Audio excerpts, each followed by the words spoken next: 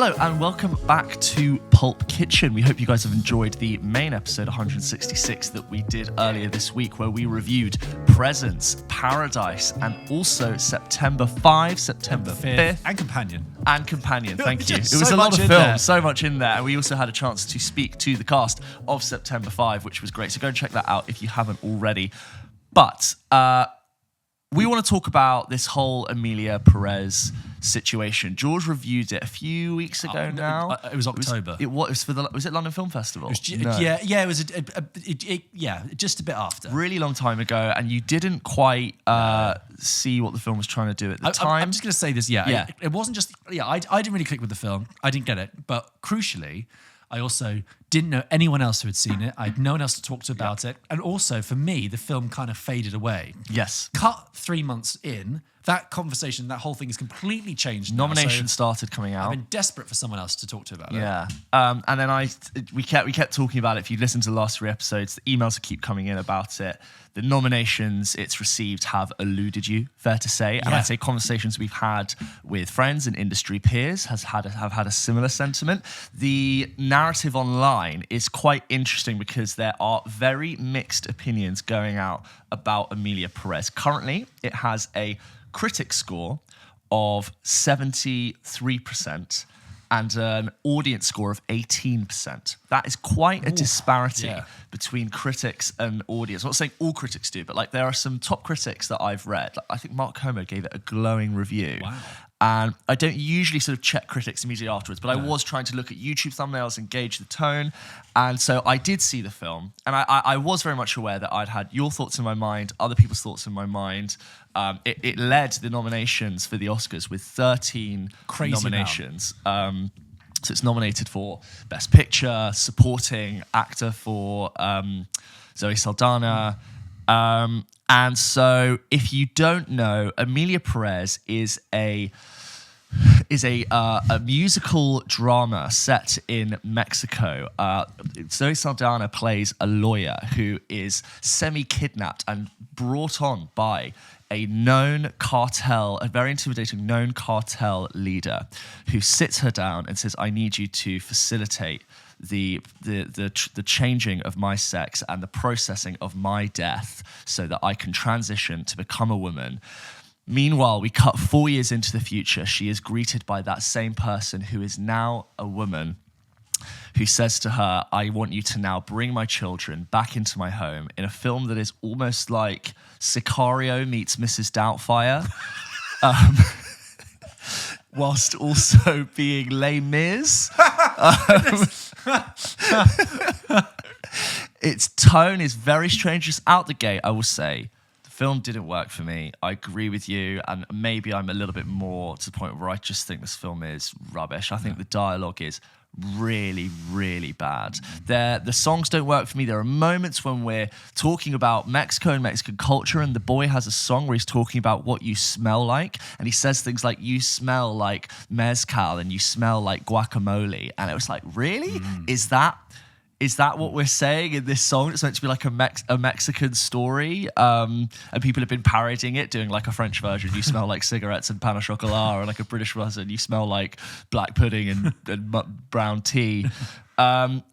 Here's the thing about it: is that I disagree with the nominations almost in every category. I think that, just talking about praise, I do think Zoe Saldana is really good in this. You know, we can actually see quite a lot of Zoe Saldana. She's a really huge mainstream blockbuster actor, and in this, I'm seeing her in a completely different light, which is really refreshing. And she's clearly, you know, emphatic and passionate about the project that she's in, and the musical numbers with her, I think, really work. And so I really like seeing her in this film, and that's about all the praise I can offer Emilia Pérez. Unfortunately, I don't think Carla Maria Gascon.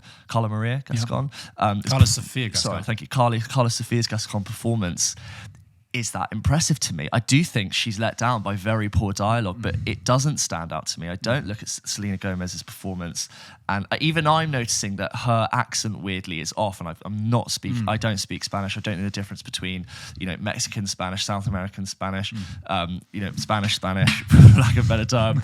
And I can't quite tell. Is it purposefully meant to be a gruff, gritty, crime-set Mexican drama, that's darkness is being contrasted by the levity and lightness that musical theatre or musical brings to theatre, and that dissonance just isn't working for me? Or is it just straight up bad and cheesy? I think it's incredibly monodimensional. It does not give me anything to think about. And so I'm really scratching my head here thinking, what is it about this film that has resonated so clearly with the Academy and a handful of critics?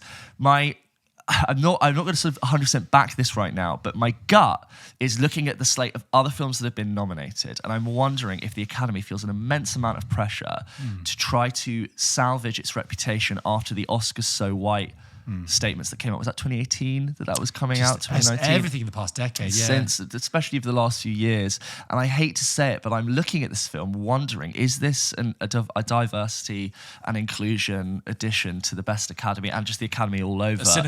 A very cynical part of me is thinking that. And look, I understand that we do not in cinema have prominent representations of trans women in films and trans characters in films, but I've also seen the trans community come out and talk about this film and saying this isn't representative of like a trans story, which I know is an impossible task, but this is also quite a weird story that doesn't make sense. It seems strange. A lot of the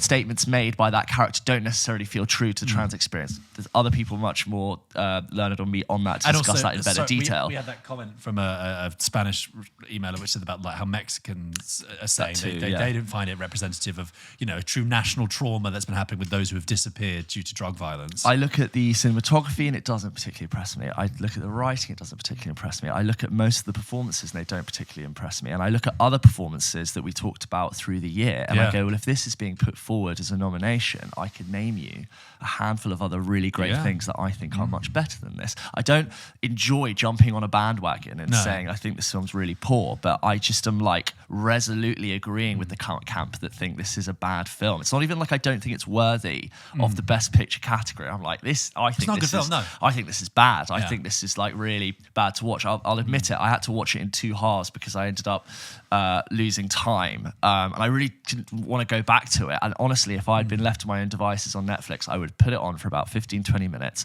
and I would have gone, this is crap, and I would have walked away. It's only because I wanted to catch up with you and finish it that I sort of stuck it through to the end. But I found it a bit of a chore. I found like the ideas didn't work. Scenes and ideas seem to just come one after the other without much of like a rounding conclusion. It's a bit dull, isn't it? It's quite dull. Yeah, that's what I found. I was really for all the not just musical numbers, but the visual panache which some of them are directed. When they have that sort of charity ball and so I was like, this is just not connected with me. Do you see my point about like the lyrics, like when they're delivered in English? I can't connect with the. There's also that you're reading as you're watching sort of very visual kinetic dance numbers, but the dialogue itself is not good. Even the very last scene, which is, this isn't a spoiler, it's just a community moving through a street. That's it. I thought it was really badly done. And people are looking at the camera and like it feels like they just cobbled together some people on the street and held something up and called it an ending, and this isn't moving to me. I hate to do this, but Mark Kermode was like, you describe it on paper and somehow it just works. And I'm sitting there thinking, no, it doesn't. Are there 2 versions? Is this like a public exercise where they put 2 versions out of the same film and they're letting everyone sort of fight over having seen different versions? I'm like, what about this is working? Yeah. It really doesn't work for me. The premise is really strange and it doesn't connect with me as I watch it. I would love it to work. I would love to sit here and go, oh my God, there's this crime drama that has this musical element to it that just brings together all these elements. But no, it's completely dull. My cynical take, just talking about the Oscars race and stuff, is that Netflix typically has lots of films in the race for an awards season. If you cut 5 years ago, it's like Marriage Story and The Irishman.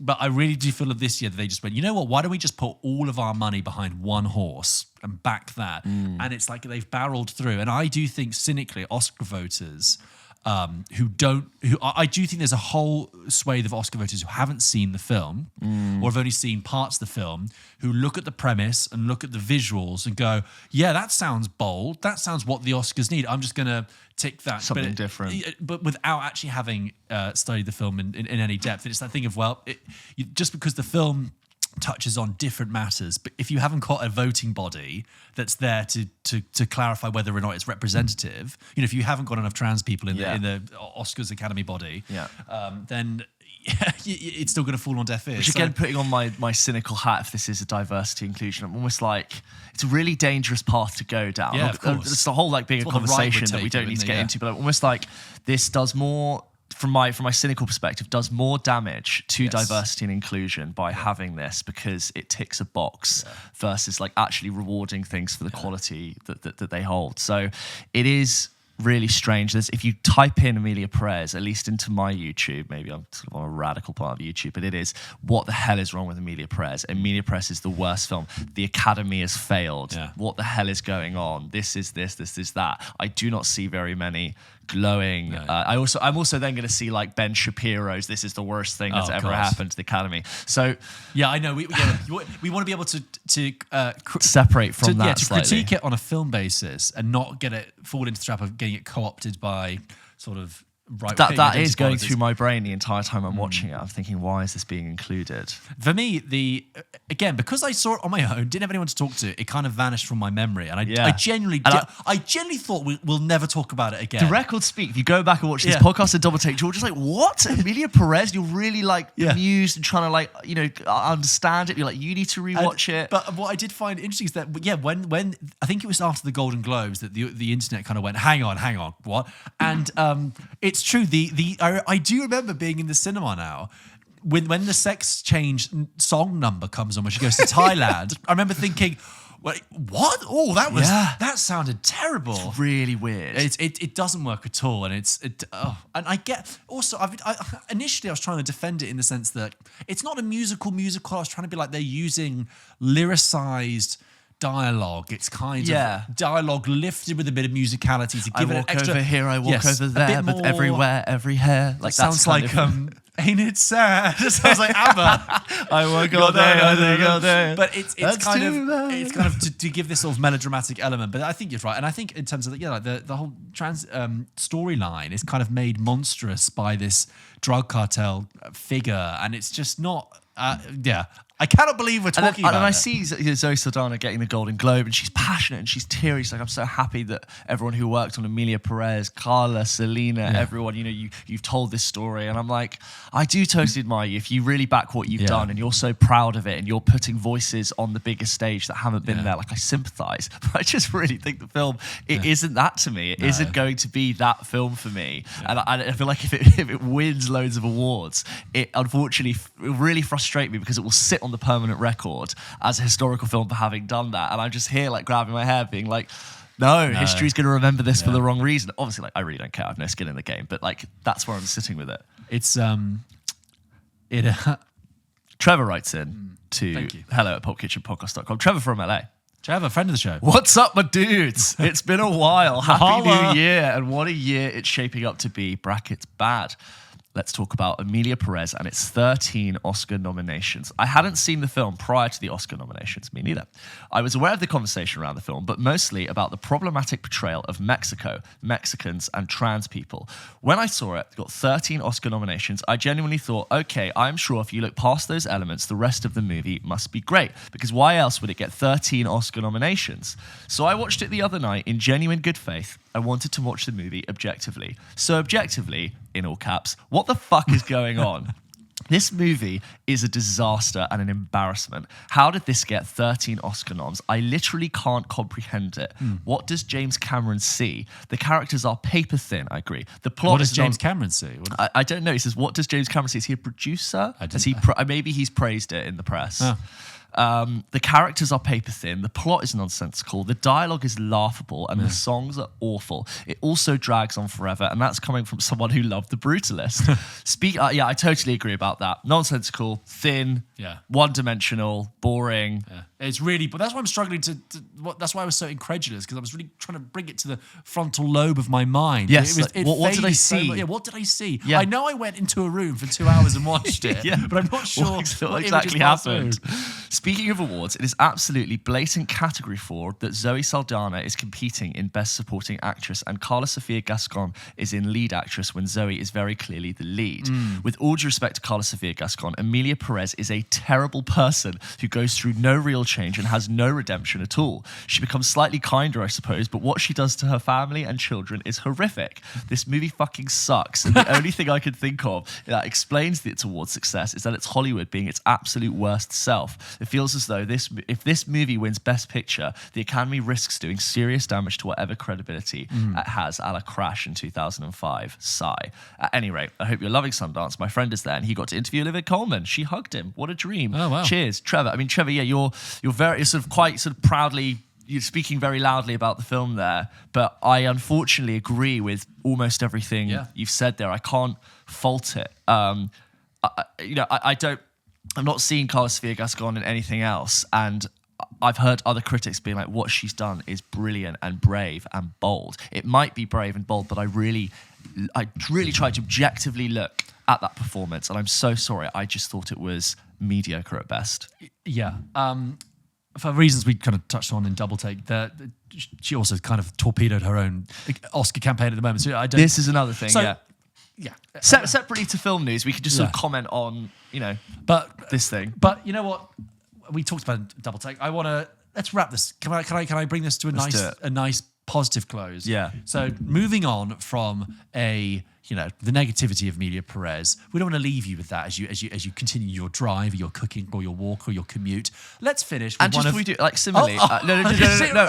I just want to say, if you do continue, if you do have different thoughts on Emilia Pérez, we've had 2 or 3 emails now. Maybe from someone who did really enjoy it. This is the thing. With no judgment. I know we've just sort of... Me and Trevor sort of said it's fucking shit, right? But similarly, with respect, send an email in if you enjoyed it and got something out of it that I didn't. I genuinely think there was a moment in late November where I think I messaged you and I said, do you know what film no one's talking about anymore? Emilia Pérez. Yeah. And it had vanished. We had no emails about it. We had nothing. And that was why it was this weird situation where it's done so well. Because I'm like, no, I've not met anyone who's talked about it. No. Yeah. Anyway... It's and if you have genuinely liked it, I would like to know, and I would like to get someone else's opinion. As always, please do. But we're going to end with not with a WhatsApp message. We're going to end with a nice positive way to finish this episode, which is from Owen, VIP Owen, who's given us another one of his film list dilemmas. Yes. So Owen asked us, "Hey guys, I've been loving your Sundance clips and the bonus pod. Must have been an incredible time. May you have many more opportunities like that. This week, I've been watching the Bourne movies, and they're as good as I remember. Slower paced compared to today. Slower paced, wow, compared to today's thrillers. Oh, wow. But very refreshing. I also saw the 2019 Lion King remake, which with my 8-year-old stepson, which he loved, and so did I. And I also rewatched my favorite of last year, Monkey Man. Great directorial debut from Dev Patel. So, your next film dilemma is Ridley Scott directed movies. A long and varied career he's had. So, rearrange or take out to your list. So, obviously, Ridley Scott, a huge filmography. Yeah. And Owen has given the following Ridley Scott films as his top 5 Ridley Scott films. Number 5, Body of Lies.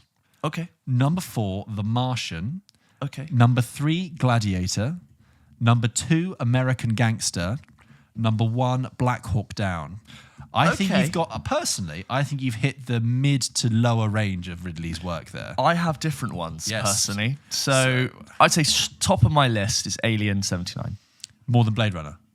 I'd say Blade Runner's number 2. Put Blade Runner, I'd put Blade Runner first. That's fine. I'm either or. They're tight. But I'm Alien. And then I'm going to throw in Matchstick Men with Nicolas Cage. What? I love that movie. What? I think it's brilliant. Is that a Ridley Scott movie? Yeah. You've seen Matchstick Men? Never. Oh, I've never brilliant. heard you talk about this movie ever. Matchstick Men's fantastic. Have you not seen Matchstick Men? Oh, it's great. Do you know what happens? Nope. Oh, you should watch it. I love Sam Don't Rockwell. read too much on it. Okay. Is it based on a true story? It's about a con artist. Yeah. Okay. I love Matchstick Men. Write in if you like Matchstick Men. I'll go watch Matchstick really Men. Good. Well, that's completely thrown. Gladiator 1 for me now has a bit of the stink because of Gladiator 2. And while I would have praised Gladiator 1 2 years ago on the show, I almost feel like everything's now been said and you've shoved Gladiator back into my face and regurgitate it. It's actually fallen out of favour in my top 5. So I'm going to give I'm going to give The Last Duel some love and have that sit up there sometime. Nice. It's because I think it's underappreciated, underseen. what else would there be? It's like Kingdom of Heaven. I'm no. just looking through the Oh, stuff. A Good Year with Russell Crowe. That's a nice film. Anna loves it. I've never seen it. Okay, I'm going to go for... That will make you want to take a holiday. If you go watch A Good Year, George. So I agree. So we're both agreed that the number 1/2 are either Blade Runner or Alien in whatever order, right? I'm not going to put in Thelma and Louise. I thought that's overrated. I will Remember the 2010 Robin Hood with Russell Crowe? I will put in Gladiator. Yeah.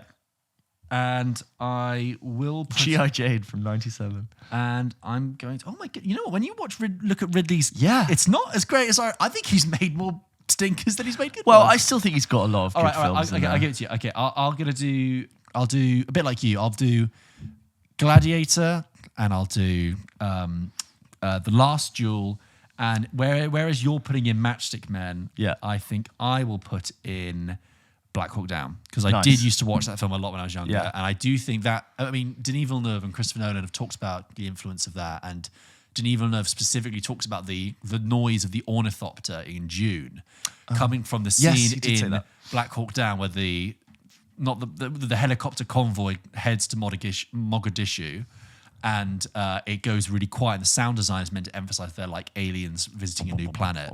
And I do remember that great cast as well, Black Hawk Down. So, but I mean, like Body of Lies, really? Yeah. I mean, American Gangster, I've heard. I've seen watched Body it of Lies but once, and What about Exodus, Gods and Kings? yeah, that came and went. But no, Matchstick Men's really good. He's a con man who has an obsessive compulsive disorder. Okay, I'll watch it. And You know it's a great cast. Cage, Rockwell, and if you don't know anything about it, it's quite good to just jump I love into. it. Yeah, I really enjoy it. Thank you, Owen, for that list. As ever, we enjoy going through those. We do disagree with you, but we enjoy the We challenge. often disagree with you, but you know what? Maybe he's trying to just broad provoke us church, and yeah. make a good chat.